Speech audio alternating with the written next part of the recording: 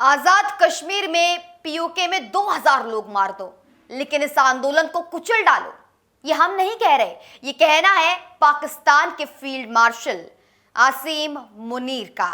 सूत्रों से खबर है कि पाकिस्तान आर्मी के हेडक्वार्टर में हुई मीटिंग में मुनीर कश्मीरियों के आंदोलन से इतना बौखला गया कि उसने पाकिस्तान फौज और पुलिस कर्मियों को कत्ले आम का आदेश दे डाला।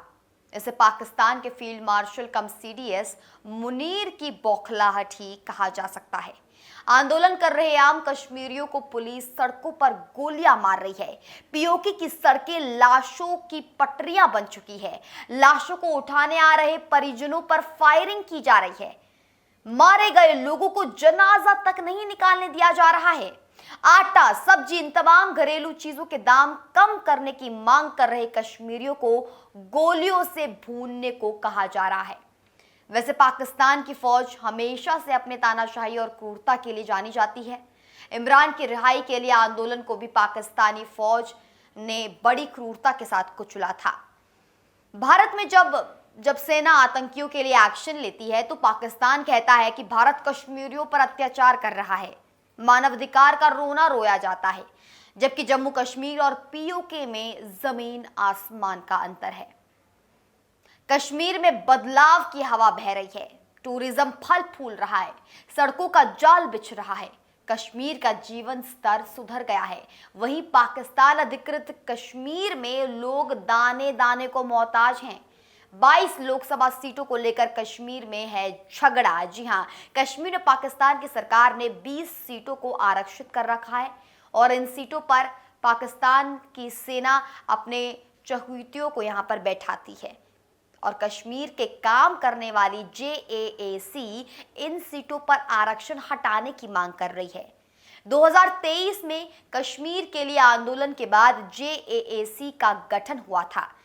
इस सिविल सोसाइटी कश्मीरियों ने अधिकारियों के लिए काम वो लोग करते थे जेएएसी, और पाकिस्तान के कब्जे वाले कश्मीर यानी पीओके की विधानसभा, जिसे पाकिस्तान आजाद कश्मीर विधानसभा कहता है, इसमें कुल 53 सीटें हैं और इनमें से 45 सामान्य सीटें हैं।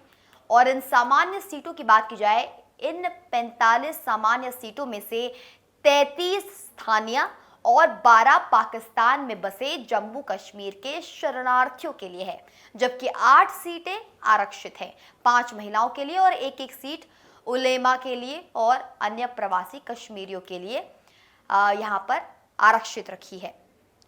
अब सवाल ये है कि क्या भारत को इसमें दखल देना चाहिए?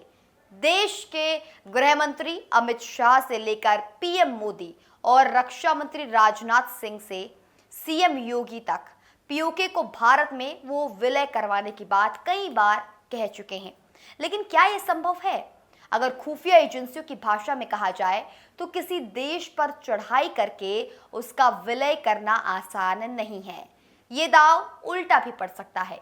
इसलिए एजेंसियां पहले ही दुश्मन देश में ऐसा माहौल बनाती हैं, लोग सड़कों पर आ जाएं और वहां की क्रूर सरकार खुद उखाड़ फेंके।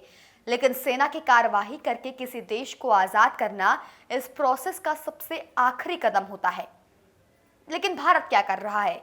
भारत सरकार ने पीओके में पाकिस्तान की पुलिस को सेना के नरसंहार के खिलाफ यूएन और विश्व मंच पर आवाज, उनके इस काम के खिलाफ, इस अत्याचार के खिलाफ भारत ने विश्व मंच पर, जी हां, ये आवाज उठाई है। और ब्रिटेन जैसे कई देशों में पीओके में हो रहे आंदोलन, हिंसा के खिलाफ प्रदर्शन हो रहे हैं।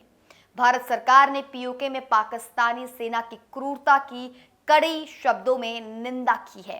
तो जिस तरीके से हम देख रहे हैं, लगातार ये जो आंदोलन है, इसमें कई लोगों की मौत की खबरें आ रही हैं।